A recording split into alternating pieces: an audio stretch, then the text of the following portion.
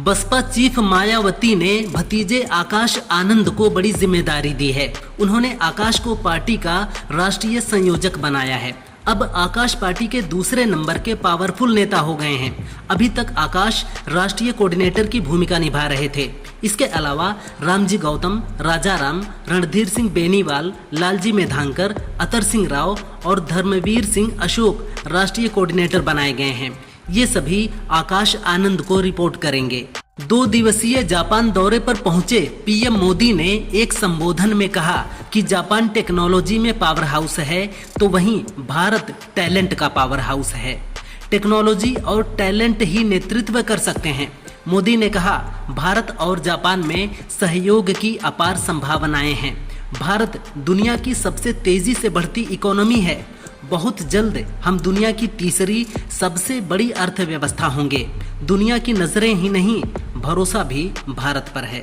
Vice admiral Tarun Sobti, deputy chief of naval staff ने खुलासा किया कि ऑपरेशन सिंदूर के दौरान INS विक्रांत पर 15 MiG-29 के जेट्स तैनात थे। नौसेना का ट्रोपेक्स पहले से ही पश्चिमी समुद्री तट पर संपत्तियों को तैनात कर चुका था। उन्होंने बताया, 96 घंटों के अंदर सभी ऑपरेशनल जहाज समुद्र में तैनात हो गए। हमारा उद्देश्य फॉरवर्ड और डिटरेंट पोस्चर बनाए रखना था। यूपी के बागपत में महिला आयोग की सदस्य मीनाक्षी भराला ने कहा कि लड़कियों को 18 साल से पहले मोबाइल फोन नहीं देना चाहिए। मोबाइल लड़कियों के जीवन में जहर का काम कर रहा है।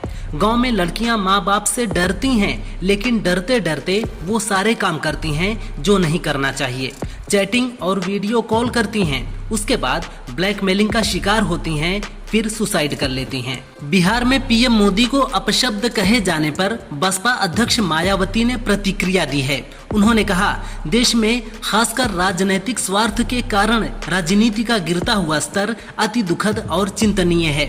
हमारी पार्टी किसी भी प्रकार की दूषित व जहरीली राजनीति के खिलाफ है।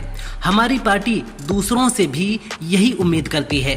एक दूसरे को जबरदस्ती नीचा दिखाने की सस्ती राजनीति से देश का माहौल खराब ना करें तो बेहतर है। ब्लूमबर्ग के मुताबिक चीनी राष्ट्रपति शी जिनपिंग ने प्रेसिडेंट द्रौपदी मुर्मू को पत्र लिखा था। उन्होंने लिखा, इंडिया अमेरिका के बीच होने वाली डील चीन के हितों को नुकसान पहुंचा सकती है।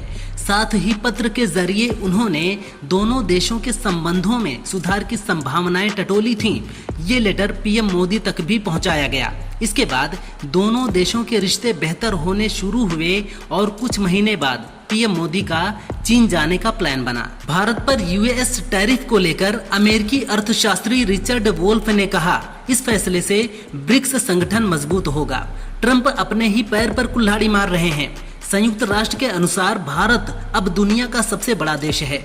अमेरिका का भारत को ये बताना कि उसे क्या करना है, ये ऐसा है जैसे कोई चूहा हाथी को मुक्का मार रहा हो।